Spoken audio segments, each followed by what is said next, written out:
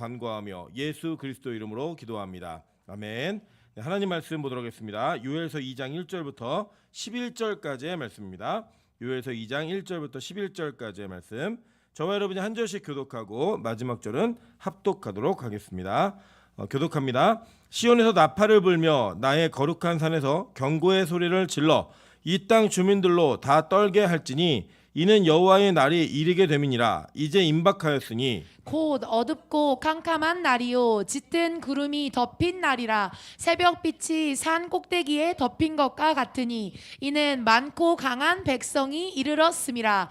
이와 같은 것이 옛날에도 없었고 이후에도 대대에 없으리로다. 불이 그들의 앞을 사르며 불꽃이 그들의 뒤를 태우니 그들의 예전의 땅은 에덴 동산 같았으나 그들의 나중 땅은 황폐한 들 같으니 그것을 피한 자가 없도다. 그의 모양은 말 같고 그 달리는 것은 기병 같으며 그들의 산 꼭대기에서 뛰는 소리는 병거 소리와도 같고 불꽃이 건물을 사르는 소리와도 같으며 강한 군사가 줄을 버리고 싸우는 것 같으니 그 앞에서 백성들이 질리고 무리의 낯빛이 하얘졌도다. 그들이 용사같이 달리며 무사같이 성을 기어오르며 각기 자기의 길로 나아가되 그 줄을 이탈하지 아니하며 피차에 부딪히지 아니하고 각기 자기의 길로 나아가며 무기를 돌파하고 나아가나 상하지 아니하며 성중에 뛰어들어가며 성 위에 달리며 집에 기어오르며 도둑같이 창으로 들어가니 그 앞에서 땅이 진동하며 하늘이 떨며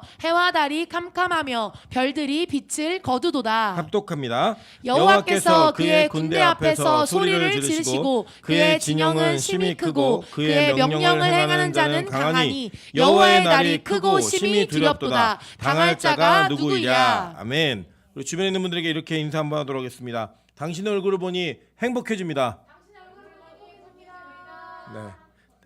네, 정말 그랬으면 좋겠습니다. 자, 행복하신 얼굴이네요. 하나님의 은혜 가운데 오늘은 요엘서 2장 1절부터 11절까지의 말씀을 가지고 여호와의 날이라는 제목으로 하나님 말씀 증거하도록 하겠습니다. 여러분 이제 지지난주에 이 요엘서를 다루었는데 기억이 나시겠지만 다시 한번 점검하는 형태에서 이 요엘서가 가지고 있는 배경들을 좀 나눠보고자 합니다. 사실 선지서는 하나님께서 특정한 시기에 특정한 사람을 통하여 특정한 사람들에게 주어진 하나님 말씀이에요. 그러니까 선지자는 그 히브리어는 나비라고 얘기하는데 이 사람들의 역할은 뭐냐면 하나님의 뜻을 땅에다가 전달하는 내려 꽂는 자들이에요. 그래서 이 선지자들은 자기의 마음대로 살 수 없었고 자기가 원하는 대로 살 수 없었던 존재들입니다. 그래서 여러분 예를 들면 하나님께서는 이사야에게 3년 동안 벗고 다니라고 얘기하세요. 그리고 선지자가 벗고 살아요. 예, 얼마나 치욕스럽죠. 그 치욕스러운 삶을 사는데 이유가 뭐냐면 이스라엘의 치욕이 이와 같을 것이다 라고 하는 것을 자기의 삶으로 증명해내는 삶을 산 거예요. 그 당시에 볼 때는 완전 미친 사람 같은 거죠. 마찬가지입니다. 이 선지자들이 자기들이 원하는 삶을 못 살았던 사람들 되게 많았죠. 그죠? 호세아에게는 어떤 명령이 떨어지죠? 예? 아내를 얻는데 그 아내를 무슨 아내를 얻으라 그래요? 음란한 여자를 얻으라고 이야기해요. 선지자에게. 그럼 생각해보세요 여러분. 그 당시에 선지자라고 하면 그래도 하나님과 교제하는 사람이라고 많은 사람들이 인정하는 사람이었는데 하나님의 명령이 그에게 내려와서 너 음란한 여인 고멜과 결혼해라 라고 얘기하니까 그냥 결혼하는 거예요. 그냥 그렇게 이들은 자신의 뜻과 의지로 원하는 것들을 이야기하는 자들이 아니라 자신의 뜻과 의지와는 상관없이 하나님께서 원하는 것들을 행하는 삶을 사는 자들이었다는 거예요. 그리고 여러분 이 선지자의 삶은 되게 고단합니다. 고달프고 또 때때로는 이거 안 하고 싶은 사람들의 마음들이 그대로 드러나요. 그죠? 에레미야가 하도 나라 망할 거라고 너희들 70년 동안 포로로 팔려갈 거라고 이 얘기를 할 때 여러분 그의 메시지가 뭐였냐면요. 전쟁을 하고 있는데 너희들 성문 열고 항복하라는 거예요. 그럼 여러분 그 나라에서 볼 때는 이 사람은 뭐예요? 매국노죠 완전히. 그죠? 열고 항복해라. 너희들이 하나님의 운명이 그렇게 정해졌다라고 할 때 이사야가 그걸 전할 때마다 온갖 고통을 다 당하니까 하나님 내가 하기 싫어요 라는 얘기를 해요. 그런데 또 안 하니까 어떤 일이 벌어지냐면 마음에서 불 붙는 것 같아요. 심령이 불이 붙는 것 같아갖고 견딜 수가 없게 만드신다라는 거예요. 여러분 하나님은요 이렇게 선지자들의 삶을 하나님이 원하시는 자리와 원하시는 행위와 원하시는 모습과 원하시는 말들을 하게 하기 위해서 그들의 마음을 감동시키시고 그들을 이끄셔가지고 그의 일들을 온전히 이루어 가시는 일을 우리 인간 세계에서 보여주시는 거예요. 그리고 여러분 되게 재밌는 게요. 선지자들의 삶을 지금의 삶으로 옮겨놓으면 뭐 미친 사람들 같은 삶을 사는 거예요. 정말 말도 안 되는 광신도 같은 삶을 사는 겁니다. 여러분 우리 교회가 매일 예배를 드리고 있고 또 우리가 하나님께서 원하시는 대로 이렇게 사는 거 있잖아요. 제가 오늘 아침에 어제 이제 저녁에 늦게까지 그 권사님들과 이렇게 대화를 좀 나누고 늦게 이제 누웠어요. 누워갖고 아침에 일어났는데 막 온몸이 다 떨리고 막 덜덜 떠는 거예요. 제가 1년에 추운 날이 몇 날 안 되거든요. 근데 추운 날 아픈 날이에요. 아파갖고 몸이 너무 아픈데 아침에 집을 가야 되는 시간이 됐는데 못 가겠는 거예요. 제가 전화해갖고 나 못 간다. 나 못 가니까 알아서 좀 정리정돈나 늦게 갈게라고 그때 그렇게 하래요. 가는데 제가 어떤 생각이 드냐면 내가 집이 없나, 내가 침대가 없나, 내가 왜 하나님이 요엘서 전하다 그런 일이 벌어진 거잖아요. 요엘서 전하다가 여기 성전에 누워 있으라 그래갖고 그냥 누워 있는 그 삶을 사는데 너무 이게 바보 같은 거예요. 뭐 하는 짓이지 내가? 누가 알아주는 것도 아니고 뭐 잔다고 저는 자면은 주님이 꿈에 나와서 저를 깨우시든지 대화를 나눠주실 줄 알았어요. 그런 일 없어요. 그냥 잠도 안 오고 그냥 허리 등만 베기고 막 몸이 너무 힘들어요. 집에 가고 이제 잘라고 너무 추우니까 이불을 덮고 이 여름에 이불을 덮고 잘라고 누웠는데 어떤 생각이 드냐면 이왕이면 많이 아파갖고 오늘 설교는 이주영 목사 했으면 좋겠다. 이런 마음이 막 용사슴을 치는 거예요. 우리 옆 사람에게 이렇게 얘기하겠습니다. 나랑 똑같습니다. 네, 여기 있거든요. 우리 명수 형제도 예배만 드리려고 하면 몸이 아플 것 같아요.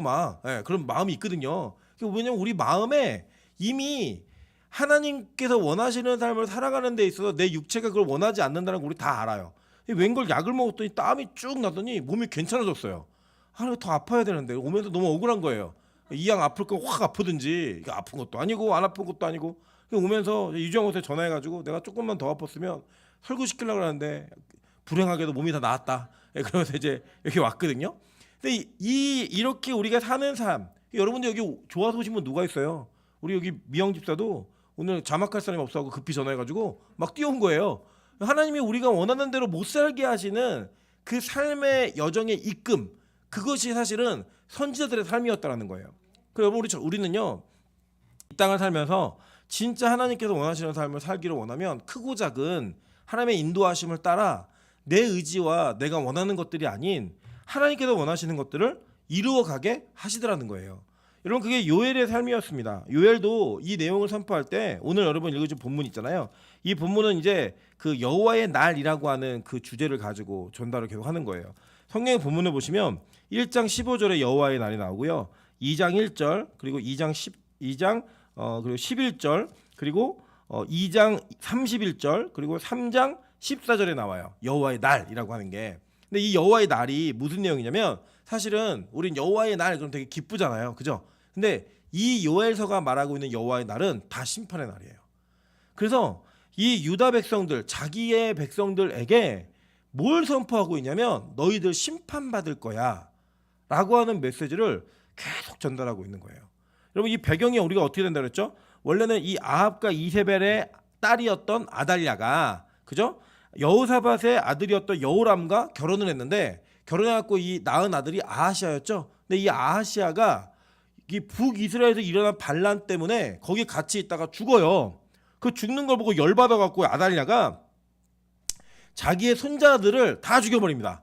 그래서 얘기하는 게 뭐냐면 다윗의 씨를 말려버리겠다는 거예요. 다윗의 씨를. 그래갖고 이 남유다의 위기가 오죠. 근데 위기가 왔을 때 누가 탈출을 해요? 요아스가 탈출하는 거예요. 그 요아스의 후견인이었던 여호야다 대제사장이 그를 양육하면서 그가 어렸을 때 이 양육자의 손에 있을 때는 이스라엘 개혁을 온전하게 했단 말이에요. 말씀대로. 그래서 나중에 이 여호야다가 죽고 나서 사실 이 요아스가 타락을 하죠. 타락을 해갖고 옛날에 그 아버지와 북이스라엘이 저질렀던 죄악의 문제를 다 다시 유다 안으로 들고 들어오는 거예요. 이게 얼마나 무서운 일이냐면 이런 겁니다. 우리가 어떠한 사상에 물들거나 어떠한 잘못되어진 종교나 신념에 딱 물이 들게 되잖아요. 그럼 우리가 은혜가 충만할 때는 그걸 밀어낸 것 같아요. 근데 힘들어지고 어려워지면 그게 찾아와요. 다시 그렇게 살고 싶은 마음이 찾아오고 그렇게 죄를 짓고 싶은 마음이 찾아오더라는 거예요. 뭐 예를 들면 이런 겁니다. 우리가 예를 들면 죄를 짓는 게 좋아요? 안 짓는 게 좋아요? 안 짓는 게 좋죠. 그죠? 안 짓는 게 좋은 이유가 뭐냐면 이런 거예요. 다른 거 아니고요. 우린 크고 작은 죄를 다 짓는데 죄의 경험이 풍부하면 풍부할수록 우리가 은혜가 떨어질 때 타락할 수 있는 길이 너무 많이 보이는 거예요. 예를 들면 저 이런 겁니다. 제가 우리 교회에서 저의 얼굴을 보시는 분들이 술 많이 먹었을 것 같다 이런 상상을 되게 많이 하시는데 저는 태어나가지고 한 번도 술을 먹어본 적이 없어요. 제가 먹은 유일한 알코올은 뭘 먹어봤냐면 가그린도 알코올 있습니다. 가그린하고 성찬식 할 때 포도주에는 먹어본 적이 없어요. 그 우리 교육 중에 누가 제일 많이 마셔봤냐? 그러면 미나연 전도사가 제일 많이 마셔봤어요.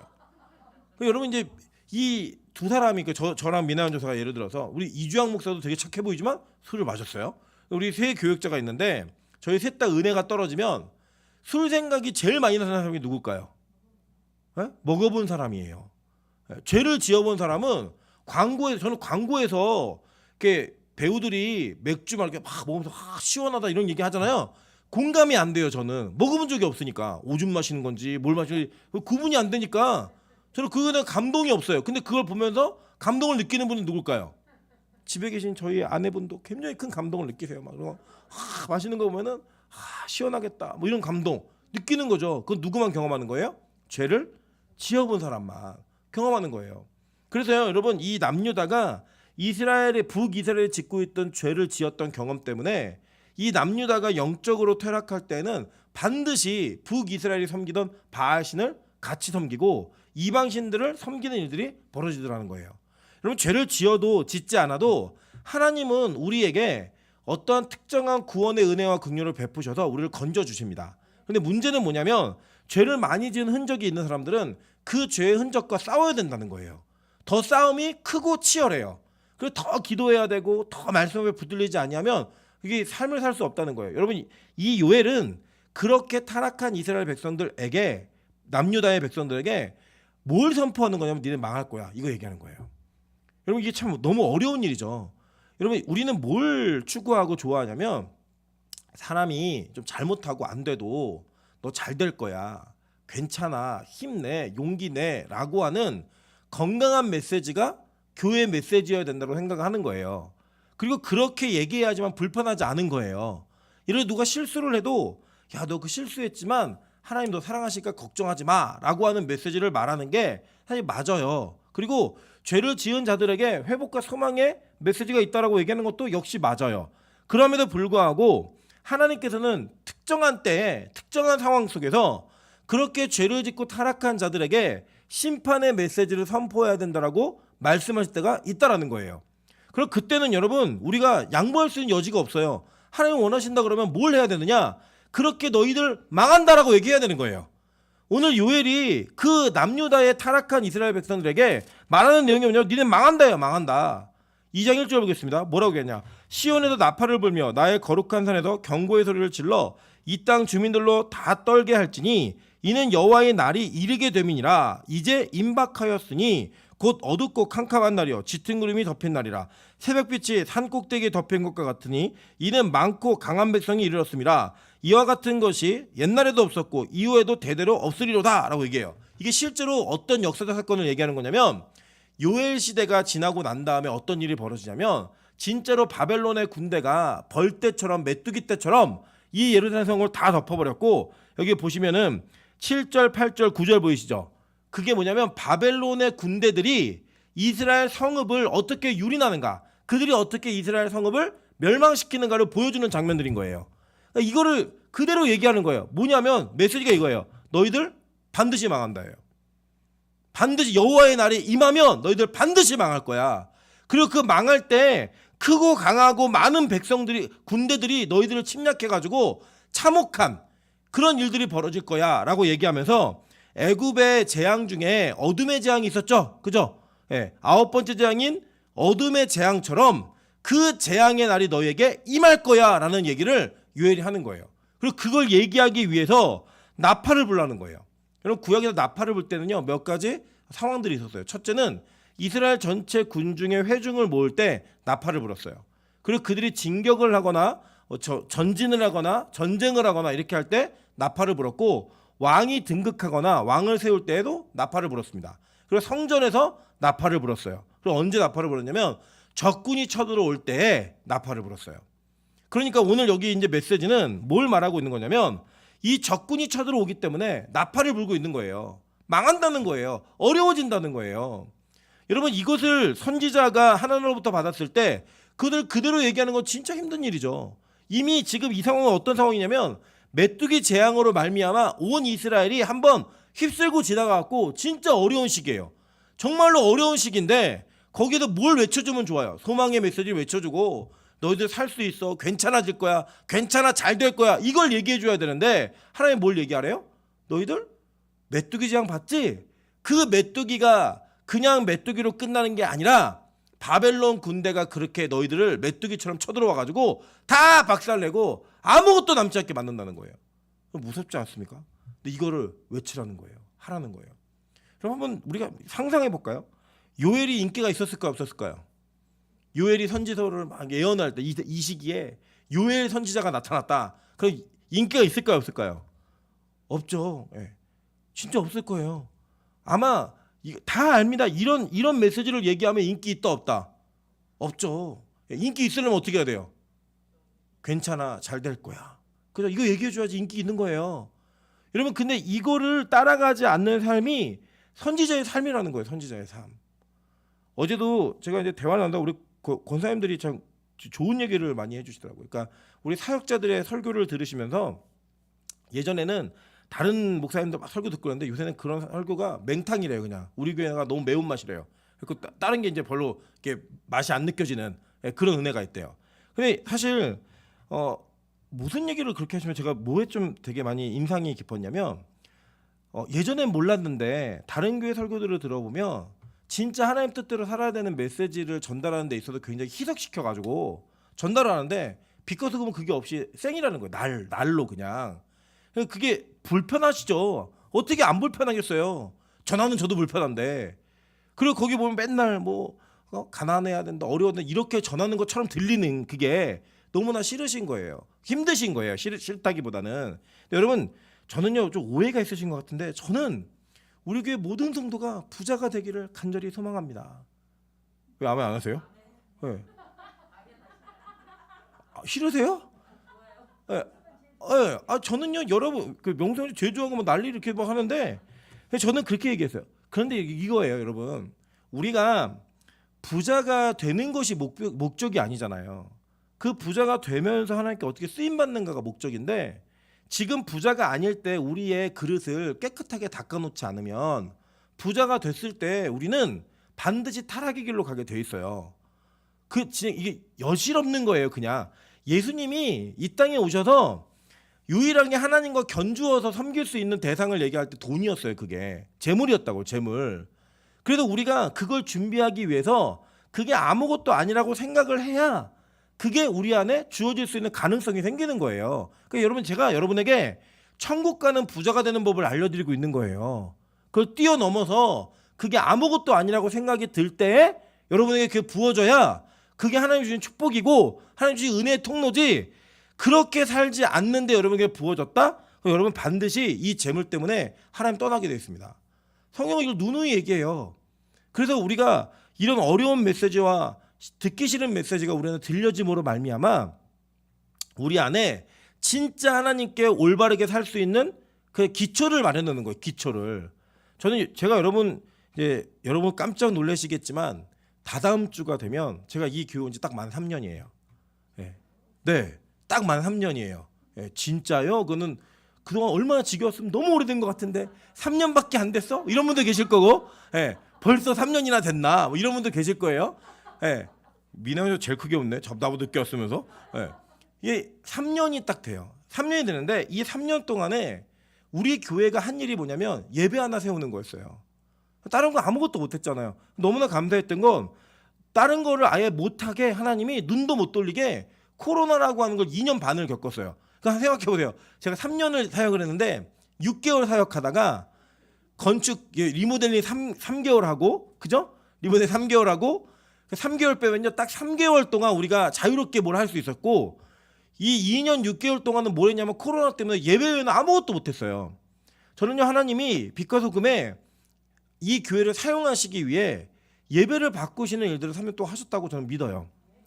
그래서 지금 이제 예배가 바뀐 것도 너무 감사하고, 저희가 3년이 지난 이후에 결론이 뭐냐면 그래도 드릴 만한 예배가 우리 안에 세워졌고, 그래도 우리 청년들에게 얘네 다 썬데이였거든요. 저 왔을 때 매일의 예배를 그래도 안 오면 불편할 정도의 그런 마음들까지 생겼고요. 우리가 예배라는 것 자체가 얼마나 소중한지를 느낄 수 있을 만한 가치의 전환들이 우리 안에 이루어졌어요. 여러분, 우리가 그것을 통하여서 무엇을 하게 될지, 하나님께서 어디까지 원하실지 전 진짜 아무것도 모르겠어요. 그러나 중요한 건 뭐냐면 여기까지 하나님이 하셨다는 거예요. 그리고 그 이후도 하나님이 하실 거라는 거예요. 그리고 만약에 이 교회가 그렇게 함으로 말미암아 이 땅에서 빛과 소금 교회가 선지자적인 교회로 살기 위해서는요, 우리가 하나님께서 원하시는 게 무엇인지에 대한 민감한 메시지에 반응이 있어야 되는 거예요. 어떻게 이 교회가 가기를 원하시는지, 어떻게 이 교회가 살기를 원하시는지, 우리 교인들이 어떠한 마음과 생각으로 하나님 앞에 서기를 원하시는지를 제대로 알아야지만 요엘처럼 살 수 있는 거예요. 요엘은요, 인기 없는 선지자였어요. 그가 말하는 것마다, 그가 외치는 것마다 공감받지 못했고, 왜 저렇게 재수없는 소리만 해? 왜 저렇게 망한다는 이야기만 해? 왜 저렇게 어렵다는 이야기만 하지? 그 이야기가 전달되어지는 그 과정 속에서 저와 전하는 자도 힘들었겠지만 듣는 사람도 되게 힘들었겠죠. 근데 그게 누구 뜻이라면, 하나님 뜻이라면 그렇게 살아야 되는 거예요. 해야 되는 거예요. 그렇게. 제가 아까도 이제 저희 이주영 목사하고 잠깐 통화하면서 뭐라고 했냐면, 그래도 우리 목사들이 모여가지고 우리 새벽기도 안 하고 안 한다 그랬더니 너무 부러워하더라. 그 대신에 우리 저녁 예배 매일 드린다고 얘기했더니 아, 그것도 괜찮겠네 이렇게 얘기하더라. 그랬더니 이주영 목사 뭐라 하냐면 와보라 그러세요. 차라리 그게 나을 수도 있다는 거죠. 그래서 우리 항상 남에게 커 보이거든요.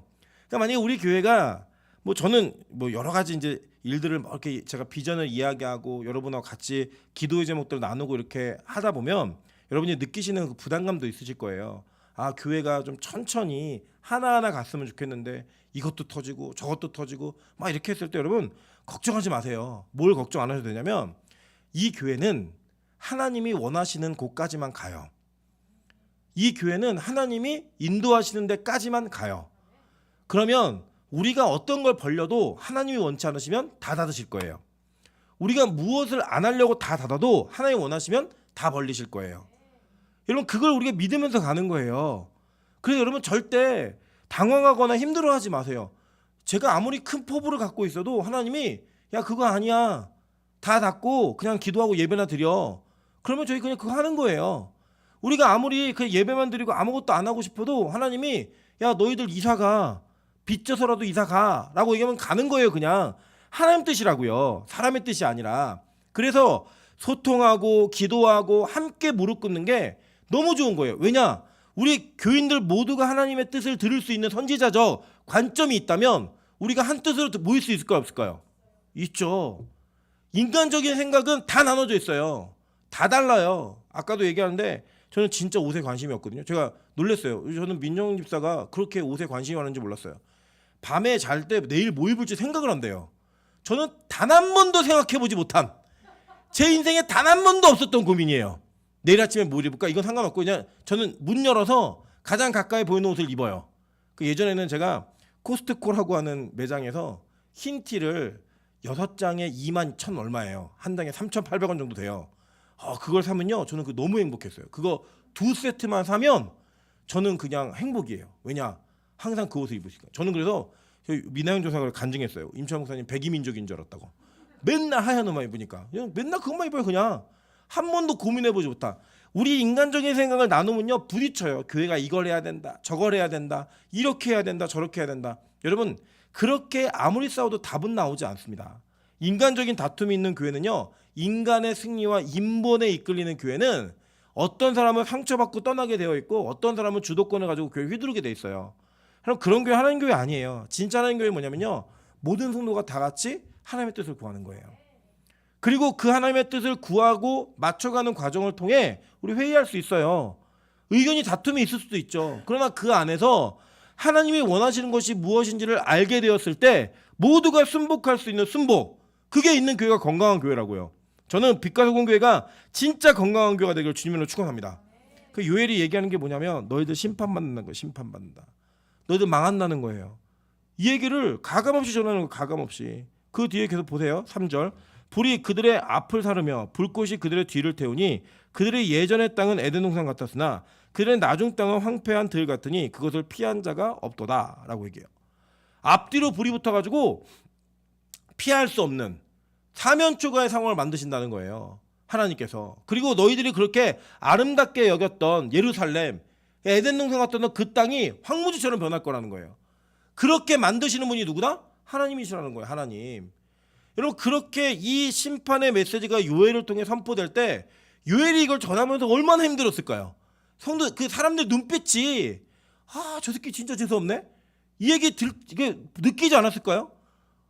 돌 던지고 싶고 저 말을 들었을 때 많은 사람들이 진짜 듣기 싫다. 왜 저런 안 되는 얘기만 하지?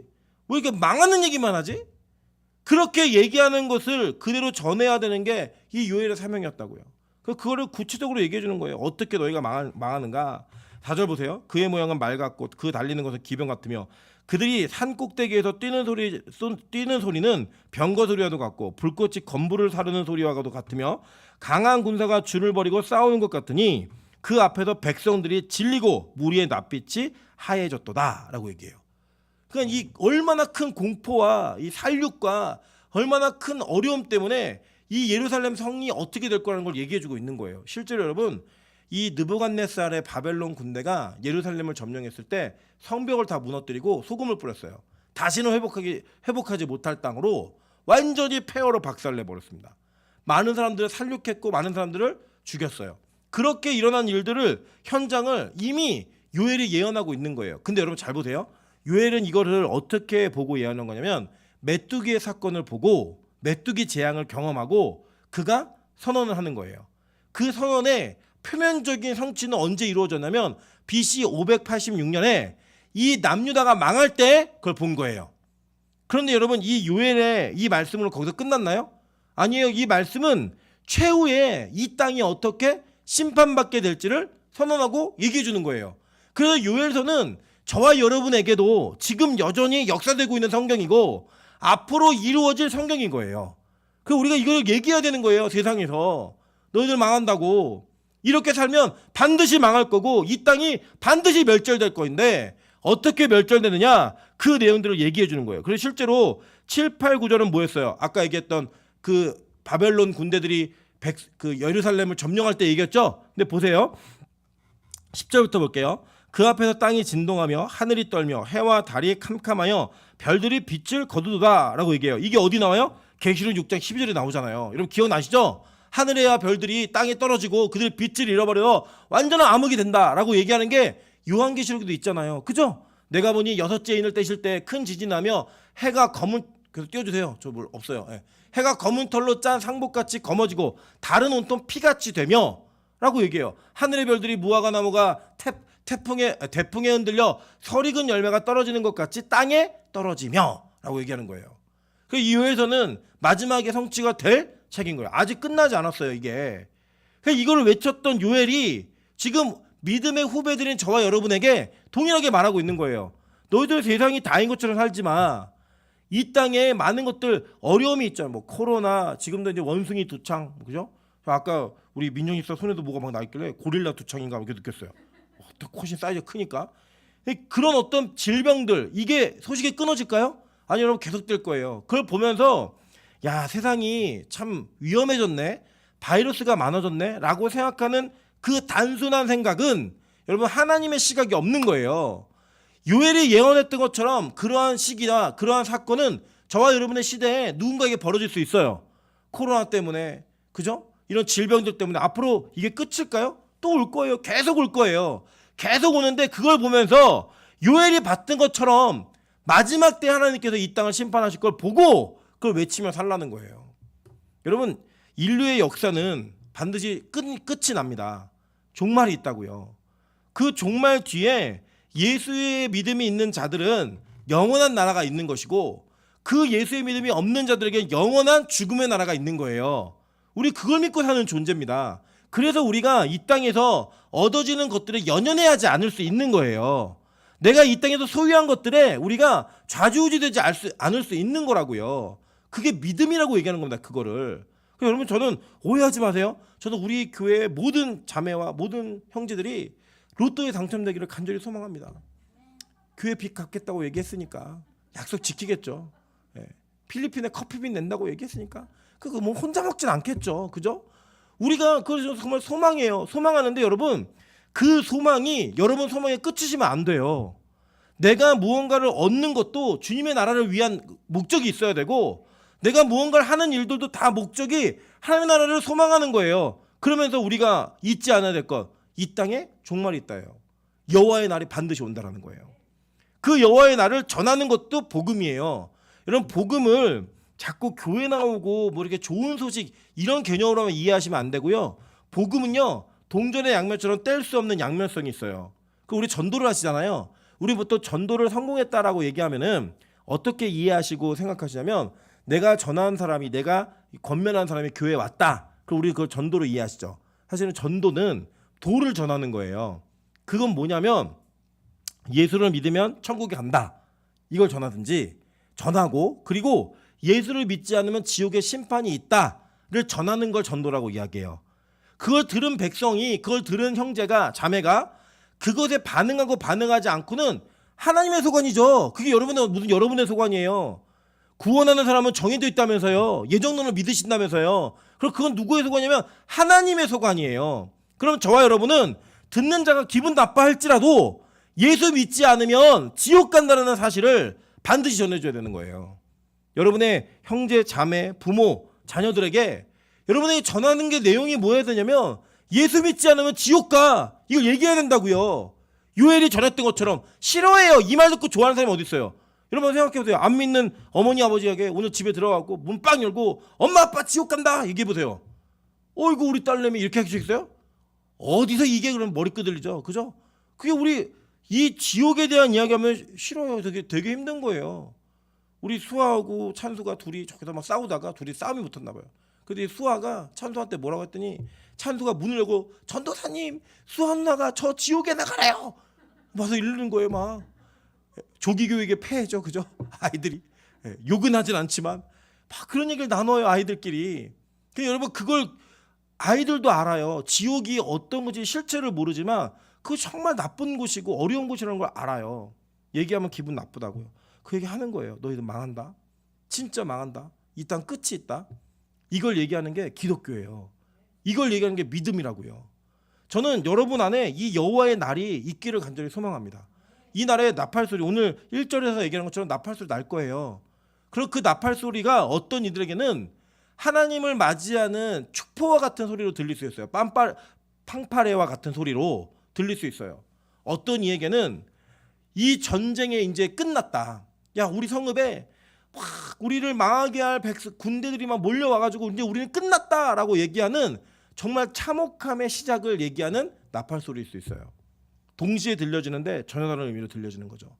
저는 오늘 여러분에게 그리고 우리 저 자신에게 이 여호와의 날의 나팔의 소리가 어떤 곳으로 들릴지에 대해서 결정할 수 있는 결단의 도전이 있는 그런 은혜가 있기를 간절히 소망합니다.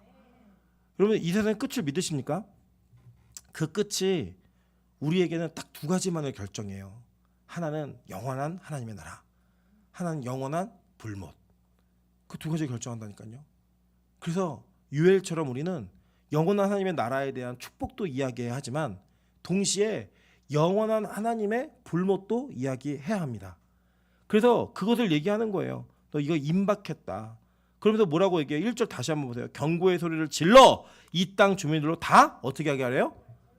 떨게 할지니. 이거는 가스라이팅이 아니고요. 이거는 하나님 말씀이에요. 명령이에요. 그러니까요. 지옥의 메시지, 심판의 메시지가 선포되지 않는 교회는 잘못된 교회예요. 선지자도 교회가 아니라고요. 좋은 말만 하는 목사? 좋죠. 저도 그러고 싶어요. 제가 생긴 것도 좋게 안 생겼는데 말까지 막 심하게 하고 그러면 여러분 너무 힘드시잖아요. 그럼에도 불구하고 우리는 이 선포된 메시지 그리고 전달되어진 메시지를 그대로 전해야 될 선지자적 사명이 우리 모두에게 있다는 거 잊지 않으셨으면 좋겠습니다. 우리 빛깔교회는 그렇게 살고 싶어요. 저는 그렇게 목회하고 싶습니다. 하나님 원하시는 대로, 하나님 이끄시는 대로 사람 눈치 보지 않고 세상의 눈치 보지 않고 하나님의 눈치만 볼 수 있는 그런 교회가 되어서 저와 여러분의 인생 가운데 요엘과 같은 선지자의 삶을 살 수 있도록 여호와의 날을 선포하고 나팔을 불며 두려워 벌벌 떨게 하는 그 메시지를 나를 통해 전달되어 줄 수 있도록 그 메시지를 품고 사시는 저 여러분 되시기를 주님의 이름으로 축원합니다. 우리 같이 한번 찬양으로 기도하겠습니다. 하나님의 나팔 소리 천지 진동할 때 이 찬양의 가사 후렴구에 보면 나팔 불 때 나의 이름, 나팔 불 때 나의 이름 이 찬양이 있거든요. 그래서 간절히 부르세요. 저는 진짜 가끔씩 그런 상상해요. 만약에 주님이 심판대 앞에서 날 모른다고 하시면 어떡하지? 나팔 소리가 외쳐지는데 내가 그 주인공이 안 되면 어떡하지? 라는 그 불안함이 저에게 엄습할 때마다 다시 일어나 기도하게 만들었고 저를 다시 채찍질하게 만들었던 기억이 있어요. 요엘은 그 역할을 하는 거예요. 좋게 얘기할 수도 있죠. 여러분 천국 가자. 맞아요. 그것도 맞지만 성경은 분명히 양면성을 다 가지고 얘기합니다. 여러분 우리요 사도와 같은 믿음을 갖지 않으면 요엘과 같은 믿음을 갖지 않으면 여러분 지옥 갑니다. 너무 죄송하지만 지옥 갑니다. 사도들의 믿음을 보면요 우리의 믿음과 다른 믿음의 수준이 있어요. 여러분 제가 얘기할게요. 여러분 사도들과 같이 그들이 만난 예수 그리스도에 대한 믿음이 없으면 지옥 갑니다. 영원한 불못에서 끝나지 않는 고통을 당하는 영적 고통이 우리 모두에게 있을 거예요. 이 찬양하실 때 하나님 제발 진짜 마지막 그 나팔 소리가 불려질 때 내 이름이 좀 들려줄 수 있게 도와달라고. 심판대 앞에서 나를 보호하시고 변호하시는 예수 그리스도의 변호가 온전하게 나타날 수 있게 도와달라고.